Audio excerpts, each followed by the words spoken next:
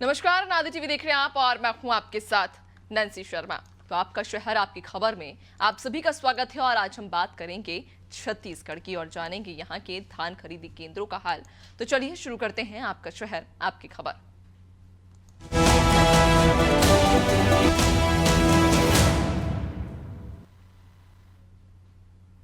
तो छत्तीसगढ़ में धान खरीदी का कार्य लगातार जारी है। प्रदेश भर में 14 नवंबर से धान खरीदी की प्रक्रिया शुरू हो चुकी है, लेकिन कई धान खरीदी केंद्रों में अभी भी बुनियादी सुविधाओं की कमी को दूर नहीं किया जा सका है।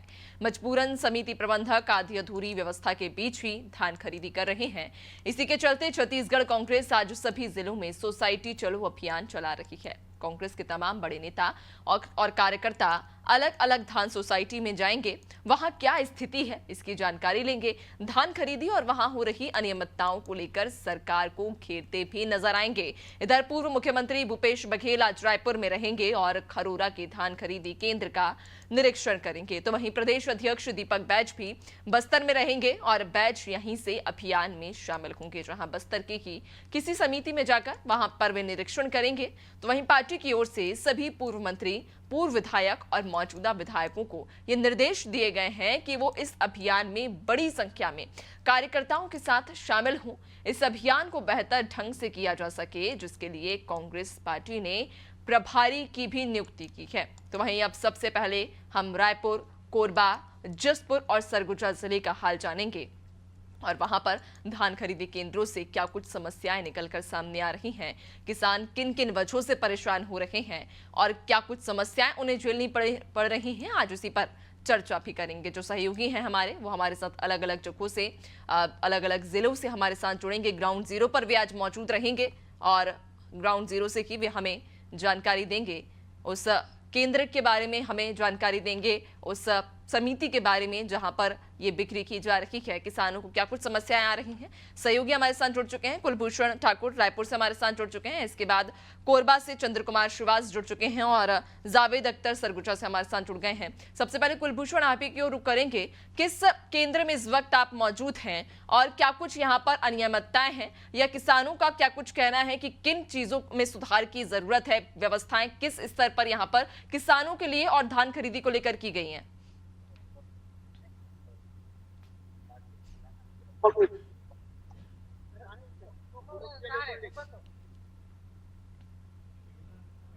कुलभूषण, आपको आवाज आ पा रही है?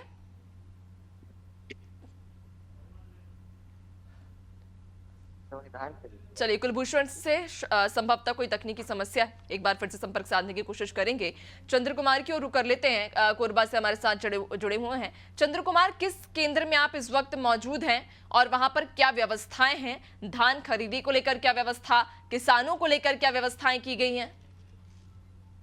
जी नैन्सी, मैं बताना चाहूंगा कि कोरबा जिला में सभी लगभग 55 धान उपार्जन केंद्र है यहाँ पे, और लगभग यहाँ पे देखा जा रहा है कि सभी उपार्जन केंद्र में समुचित व्यवस्था बनाया गया है। टेंट की व्यवस्था है, पानी की व्यवस्था है, लैट्रिन बाथरूम की व्यवस्था है, सभी प्रकार की यहाँ व्यवस्था की गई है।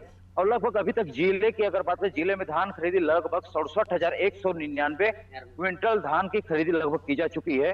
और किसानों की अगर बात करें तो कोरबा जिला में लगभग 55,000 किसान जो है पंजीकृत है, उपार्जन तमाम उपार्जन केंद्र है उसमें धान बेचने के लिए। और जिला प्रशासन की ओर के लिए सतत निगरानी भी इसमें की जा रही है कि कोई भी बाहरी व्यक्ति जो है दूसरे राज्य से धान यहाँ पे लाकर न बेचा जा सके। अभी कुछ ही दिन पहले ही यहाँ के जो तहसीलदार हैं, बरपाली तहसीलदार, उनके द्वारा लगभग 100 क्विंटल धान जो है जांजगीर चांपा से यहाँ पे धान मंडी में लाके बेचने का जो प्रयास किया जा रहा था, उसको रात में पकड़ करके सुपुर्द किया, उसको जब्ती किया गया है। इसी प्रकार जो है जिला प्रशासन के द्वारा सतत यहाँ पे जो है धान खरीदी को लेकर के बहुत ही गंभीर है, बहुत सचिंदा है वो। और तमाम जो उपार्जन केंद्र है वहां पे तमाम प्रकार की व्यवस्थाएं हैं समुचित रूप से की गई है। जी नैन्सी, बिल्कुल, यानी कि यहाँ पर व्यवस्थाओं को लेकर अगर बातचीत की जाए तो कुछ किसान खुश नजर आ रहे हैं जबकि कुछ नाखुश हैं। एक बार फिर से कुलभूषण की ओर रुख कर लेंगे। कुलभूषण, किस केंद्र में आप इस वक्त मौजूद हैं? व्यवस्थाओं की बात करें तो वहां क्या व्यवस्था की गई है, धान खरीदी को लेकर, धान उठाव को लेकर और किसानों को लेकर क्या कुछ इंतजाम है? बिल्कुल, राजधानी रायपुर की बात करें तो मैं बता दूं कि धान खरीदी को लेकर पहले ही समुचित जो व्यवस्थाएं हैं वो पूरी तरह से यहाँ पर कर ली गई थी, क्योंकि राजधानी मेन मंडी यहाँ पर आती है और लगभग बहुत ही बड़े जिलों में और जिले के कई बाहर के भी जो आसपास जिले से लगे हुए कुछ गांव हैं, वहां के भी जो किसान हैं वो राजधानी रायपुर में ही धान बेचने के लिए यहाँ पर आते हैं। इसको लेकर पूरी व्यवस्था तो यहाँ पर की गई थी। आज चूंकि कांग्रेस ने पहले ये कहा था कि आज हम लोग धान केंद्रों पर वहां पे जाएंगे, उस तरह से आज वहां पर कुछ धान केंद्रों पर आज वो गए जरूर हैं, वहां पर जाके अभी जांच कर रहे हैं, लिखा पढ़ी की वो सब चीजों को देख रहे हैं कि अब तक सवेरे से कितनी धान वहां पर बिकी है, कितने किसान वहां पर आए, कितने लोगों का नाम रजिस्टर्ड हुआ है, दिन भर में कितने लोगों को वहां पे धान बिकना है, टोटल कितने क्विंटल वहां पे धान बिके जा रहे हैं। इन सब चीजों की जांच जो है वो कांग्रेस की जो टीम वहां पर गई है वहां पर कर रही है। साथ ही साथ मैं बता दूं कि इस पे पहले जैसे कभी आज एक बयान इसमें सामने आया कि उनको हम स्वागत करते हैं, यानी भाजपा ने पूरी तरह उनको स्वागत किया है कि आज ये और ये चीज आपको 5 साल पहले करनी चाहिए था। अगर आपने 5 साल पहले किए होते तो आज आपको ये करने की जरूरत नहीं पड़ती। रही बात धान खरीदी केंद्रों की, तो अभी तक जो व्यवस्थाएं हैं वो काफी अच्छी नजर आ रही है, लेकिन कांग्रेस की जो टीम है इसमें कुछ न कुछ जो खामियां हैं वो जरूर ढूंढ के निकालेगी। अब ये देखना ये होगा कि ये जो टीम है किस तरह की क्या खामियां जो है वो ढूंढ के निकालती है, क्या चीजें इस पर लेके आती हैं, ये देखने वाली बात होगी। जी बिल्कुल कुलभूषण, यानी कि व्यवस्थाएं जो केंद्र पर की गई हैं, जो संबंधित वहां के जिम्मेदार हैं उनके द्वारा पुख्ता की गई हैं, लेकिन अब देखने वाली बात होगी चूंकि कांग्रेस आज एक विशेष अभियान चला रखी है जिसकी शुरुआत हो चुकी है। अब कांग्रेस अपने स्तर पर किन खामियों को निकालकर सरकार को घेरेगी, बने रहिएगा और भी आगे आपसे अपडेट्स लेंगे। सरगुजा की ओर रुख कर लेते हैं, जावेद हमारे साथ सरगुजा से लगातार बने हुए हैं। जावेद, किस केंद्र में आप इस वक्त मौजूद हैं और यहाँ पर व्यवस्थाओं की बात करें तो कितनी पुख्ता इंतजाम यहाँ किए गए हैं, क्या कुछ व्यवस्थाएं हैं, किसानों का खास तौर पर क्या कुछ कहना है?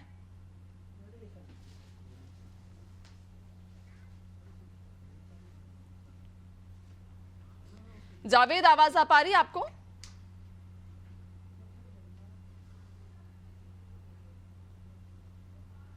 जावेद, आपको आवाज आ पा रही है? जावेद, आप शायद आपका डिवाइस म्यूट है, उसको आप अनम्यूट कीजिए पहले।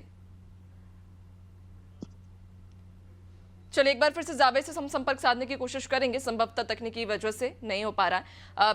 रुक कर लेंगे कोरबा की ओर। चंद्र कुमार श्रीवास हमारे साथ कोरबा से लगातार बने हुए हैं। चंद्र कुमार, अगर संभव हो तो आसपास की तस्वीरें दिखाइएगा और अगर संभव हो तो कोई आपके पास में कोई किसान हो तो उनसे भी चर्चा कीजिए, उनसे भी समझने की कोशिश कीजिए कि वे जो व्यवस्था उनके लिए की गई है, वहां के जो जिम्मेदार हैं या जो वहां के जनप्रतिनिधि हैं उनके द्वारा जो व्यवस्था उस केंद्र में की गई है, कि क्या वो किसान उन व्यवस्थाओं से खुश हैं और धान खरीदी को लेकर उनका क्या कहना है? जी नसीमा, बताना चाहूंगा कि मैं अभी उपार्जन केंद्र से काफी दूर हूँ, उपार्जन केंद्र में नहीं पहुंच पाया था, लेकिन मैं ये बताना चाहूंगा कि कोरबा जिला में लगभग 65 जो उपार्जन केंद्र है, बहुत ही यहाँ जिला प्रशासन के द्वारा व्यवस्था किया गया है। किसी प्रकार की कोई गड़बड़ी ऐसा सामने नहीं आ रही है और किसानों को 72 घंटे के अंदर जो उनका भुगतान जो मिल जा रही है, किसान उसमें काफी खुश भी नजर आ रहे हैं। और ये जिला प्रशासन भी तमाम जो सुविधाएं किसानों को लेकर के बहुत ही सतत है, बहुत उसके ऊपर निगरानी बनाए रखी हुई है। जी नैन्सी।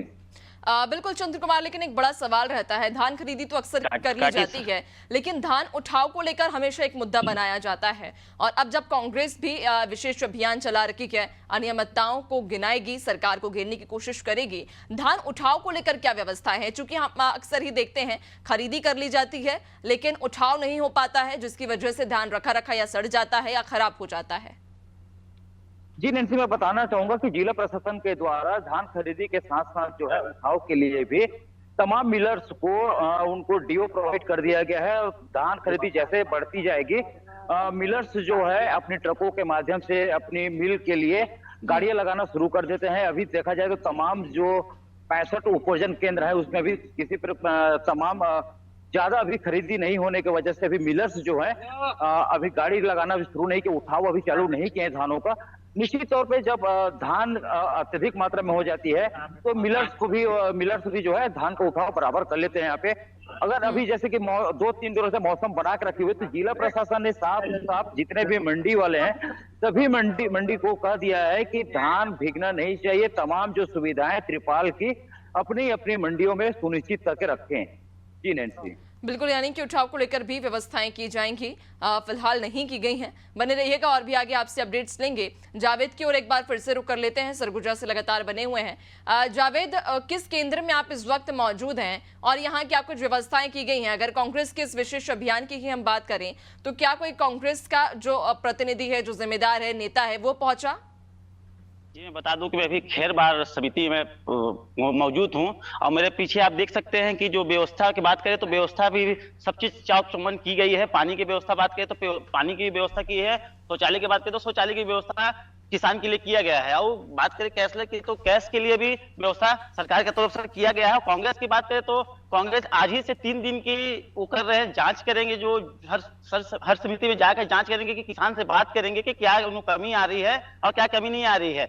और हमारे साथ आज किसान भी मौजूद, हम डायरेक्ट सीधा किसान से बात करते हैं कि क्या क्या लोगों को कमी हो रही है, क्या क्या यहाँ पहुंचते हैं समिति में क्या क्या कमी हो रही है आप लोगों को? यहाँ कुछ कमी तो नहीं हो रहा है। तो कैसे धान बेचने में कुछ दिक्कत आ रही है आप लोगों को? नहीं, टोकन कटवाने में? नहीं, तो आप लोग ठीक ठाक हो जा रहा है? हो जा रहा है, सारा चीज व्यवस्था है, पूरे पानी की व्यवस्था है, स्टेट पड़ा है। धान बेचने में कोई दिक्कत नहीं आ रही है आप लोगों को? हमारे साथ कैश की बात करें तो व्यवस्था है। तो कैश पहले कैसे कैसे निकालते थे, अभी कैसे करते हैं? अभी क्या व्यवस्था हुआ है कैश की? जरूरत पड़ने पे हाँ 10,000 कुछ मिल देते, जाता और पहले कैसे करते थे आप लोग? लाइन लगना पड़ता था, तो बहुत दिक्कत होता था। इस बार नहीं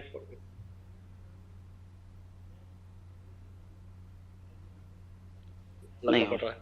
टोकन की बात है तो टोकन हम किसान से डायरेक्ट बात करते हैं। क्या समिति में दिक्कत हो रही है भैया वो बेचने में, आप लोगों को धान बेचने में क्या दिक्कत? नहीं, किसी प्रकार की कोई दिक्कत नहीं है। और कैश की बात करें तो कैसे यहीं से 10,000 को मिल जा रही है, तो यहाँ व्यवस्था सब कुछ ठीक है। यहाँ सबसे धान कितना बेच रहे हैं इस बार?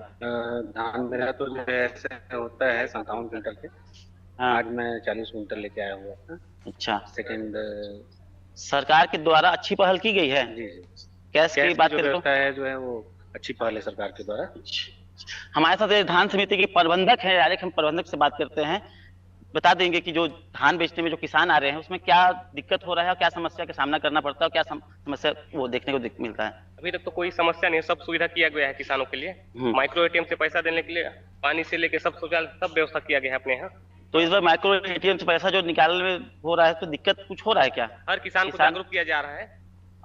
क्या सोच रहे हैं किसान ठीक है बोल रहे हैं, सुविधा हो जा रहे हैं यहाँ पे। हमाल वाल किसी को देने का पैसा का जरूरत कोई पहले कितना परेशानी होता था, अभी कितना किसानों को पहले कितना परेशानी होता था? थोड़ा तो होता था, लेकिन इन साल थोड़ा सुविधा कर दिया, ठीक है इन साल।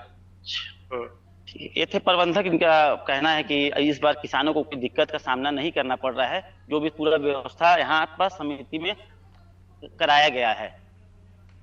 बिल्कुल, यानी कि किसानों का ये साफ तौर पर कहना है कि व्यवस्थाएं यहाँ पर जो जिम्मेदार हैं, जो जनप्रतिनिधि हैं, उनके द्वारा पुख्ता की गई हैं, कोई परेशानी नहीं उठानी पड़ रही है। बने रहिएगा और भी आगे आपसे हम अपडेट्स लेंगे। जशपुर की ओर रुक कर लेते हैं। जशपुर से सहयोगी सुमित हमारे साथ बने हुए हैं। सुमित, किस केंद्र में आप इस वक्त मौजूद हैं और अगर यहाँ पर धान खरीदी को लेकर बात करें तो क्या लक्ष्य यहाँ इस केंद्र पर रखा गया है धान खरीदी को लेकर, और किसानों की भी अगर बात कर ली जाए तो क्या व्यवस्थाएं की गई हैं किसानों के लिए भी? जी, मैं अब जो उपार्जन केंद्र है जशपुर के वहाँ पहुँच नहीं पाया और वहाँ नेटवर्क इशू के कारण मैं वहाँ लाइव नहीं कर पाया, लेकिन हम अभी छत्तीसगढ़ और झारखंड के जो बॉर्डर है जहाँ पर धान खरीदी के लिए जो झारखंड से जो धान बिचौलिए जो लेके जाते हैं, हम उस जांच चौकी पे खड़े हैं।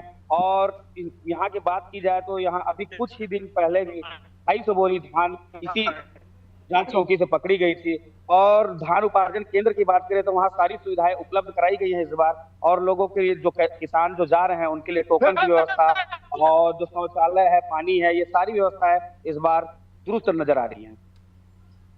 बिल्कुल, यानी कि व्यवस्था यहाँ पर पुख्ता की गई है। बने रहिएगा और भी आगे आपसे अपडेट्स लेंगे। कुलभूषण की ओर एक बार फिर रुक कर लेते हैं। कुलभूषण, क्या लगता है, चूंकि कांग्रेस आज से एक विशेष अभियान चला रही है और अब ऐसे में कांग्रेस खामियों को ढूंढने की कोशिश करेगी, किन मुद्दों को लेकर कांग्रेस सरकार को घेर सकती है? क्योंकि कई बार धान उठाव को लेकर एक बड़ा इशू बनाया जाता है, मुद्दा बनाया जाता है कि धान खरीदी कर ली जाती है लेकिन समय रहते उठाव नहीं हो पाता, जिसकी वजह से धान जो रहती है वो खराब हो जाती है। बिचौलिए भी एक बहुत बड़ी समस्या रहते हैं। ऐसे में क्या लगता है किन मुद्दों को कांग्रेस भुना सकती है? जी देखिए, मैं पहले ये बता दूं कि आज राजधानी रायपुर से लगे हुए धर्मगढ़ क्षेत्र तिल्दा और साकरा इन 3 धान खरीदी केंद्रों पे आज कांग्रेस जो है वो जाने वाली है और वो जो टीम है वो एक तरह से पहुंच भी गई है। मैं बता दूं कि जो मेन मुद्दे थे कांग्रेस ने अब तक धान खरीदी को लेकर जो मेन मुद्दे अब तक उठाए थे, पहला था बारदाना को लेकर मुद्दे उठाए थे, बारदाना की कमी को लेकर कहे थे, साथ साथ कैश की कमी को लेकर कहा था कि कैश किसानों तक नहीं पहुंच रहा है, साथ ही साथ जो पेमेंट उनको किया जाना है, जैसे कुछ बड़े किसान है उनको अगर बड़ा अमाउंट पे करना है तो उसके लिए दिक्कतें हो रही है, लेट पेमेंट हो रहा है करके बात कही गई थी। उसके अलावा जो एक मुद्दा इन्होंने उठाया था कि धान खराब हो रहा है, बारिश को देखते हुए कोई व्यवस्था नहीं कही गई है, लेकिन पहले ही मुख्यमंत्री ने उसको लेकर व्यवस्था करने की बात कही थी। इसके अलावा एक जो मुद्दा था वो धान जो बिचौलियों के लेकर वहां पर बात की गई थी और जो व्यवस्था को लेकर पूरी तरह से बात की गई थी कि वहां पर कमी आ रही है। इन तमाम चीजों को लेकर अगर हम बात करें धान खरीदी केंद्रों की, तो धीरे धीरे करके इन सभी चीजों की वहां पर जांच हो रही है।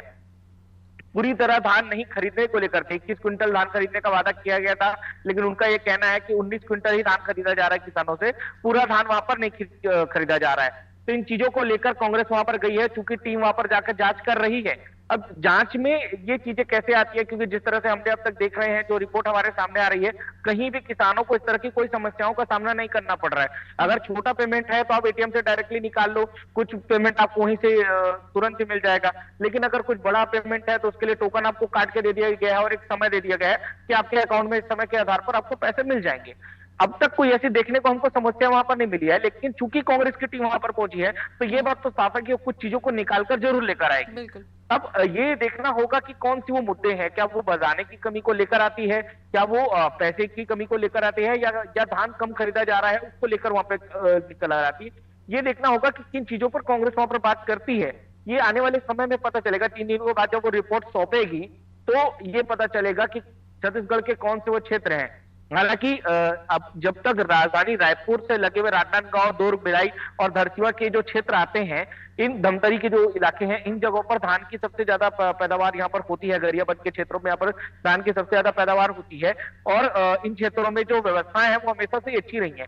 समस्याएं जो आई हैं वो अंबिकापुर, जसपुर और जो इलाके हैं सरगुजा के क्षेत्रों के, उन जगहों पर अक्सर जो है वो समस्याएं की बात वो करते थे कि इन जगहों पर धान की पैदावार कम है और वहां पे किस तरह से दिक्कतें आती हैं।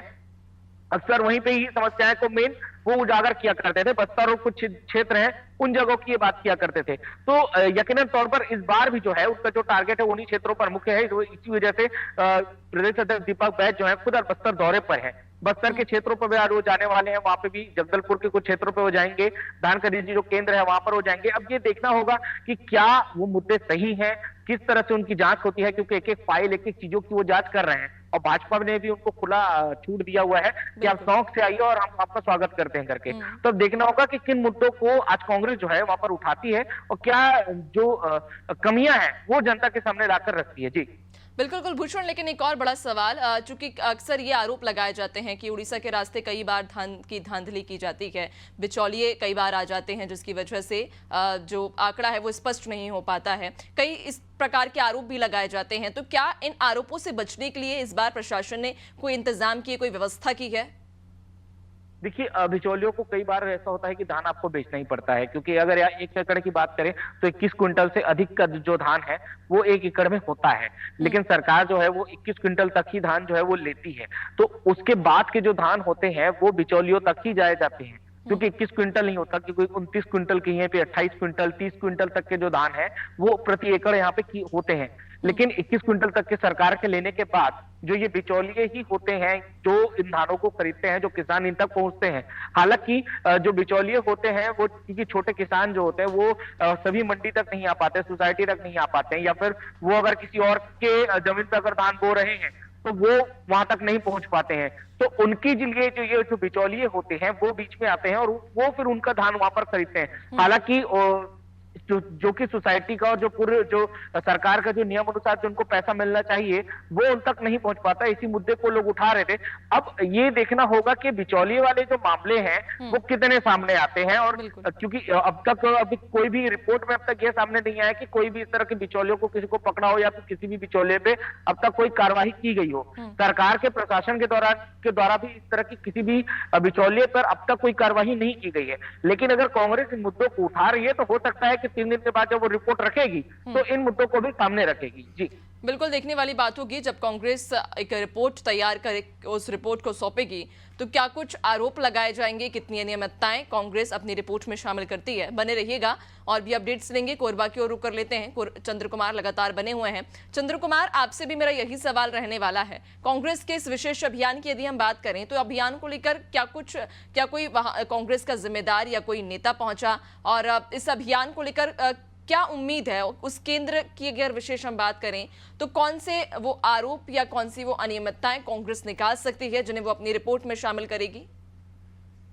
जी नैन्सी, मैं बताना चाहूंगा कि अभी तक कांग्रेस के द्वारा जो है किसी प्रकार का यहाँ पे अभी किसी भी धान खरीदी केंद्र पे जाने की पुष्टि अब किसी प्रकार की कोई जानकारी अभी तक नहीं मिल पाई है कि कांग्रेस के कितने कार्यकर्ता कौन पदाधिकारी यहाँ पे धान खरीदी केंद्र पे जा रहे हैं। किसी प्रकार की इसकी कोई जानकारी अभी तक न मीडिया के पास आई है, न सोशल मीडिया में किसी प्रकार की कोई जानकारी यहाँ पे किसी को भी नहीं मिल पाई है। जी नैन्सी, बिल्कुल, यानी कि अभियान तो जारी है, लेकिन इस केंद्र की अगर बात करें, विशेष इस केंद्र की जिस केंद्र पर आप मौजूद हैं, वहां कांग्रेस का कोई जिम्मेदार अभी तक नहीं पहुंचा है। जावेद की ओर एक बार फिर से रुक कर लेंगे।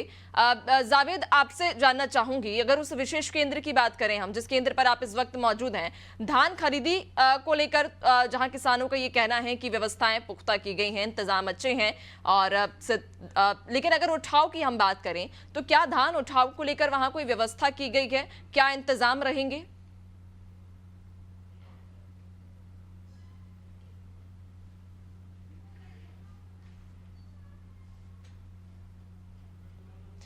जावेद, आपकी आवाज नहीं आ पा रही है।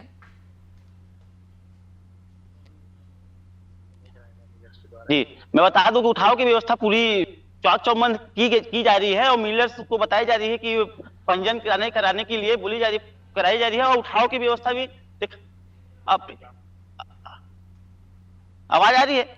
जी, ये बता दूं मैं कि जो मिलर्स हैं वो अपने अपने पंजीयन कराने के लिए करा रहे हैं, और उठाव की जो स्थिति है, उठाव भी यहाँ भी देखने जाते हैं, उठाव की स्थिति भी अच्छी रहेगी इस बार की।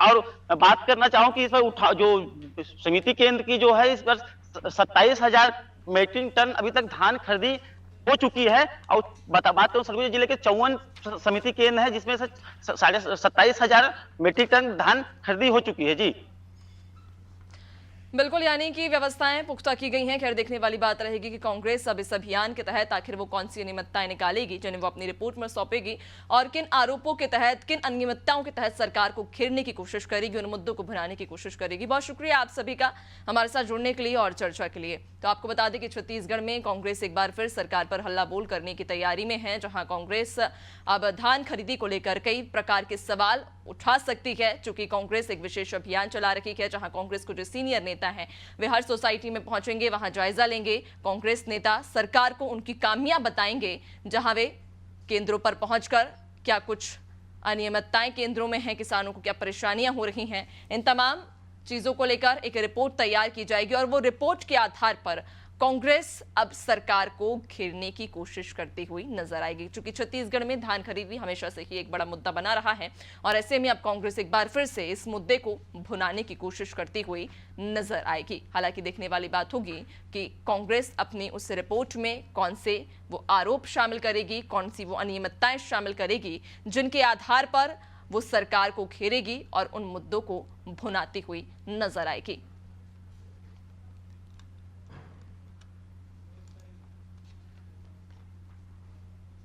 और फिलहाल आपका शहर आपकी खबर में इतना ही। बने रहिए नादी टीवी के साथ। नमस्कार।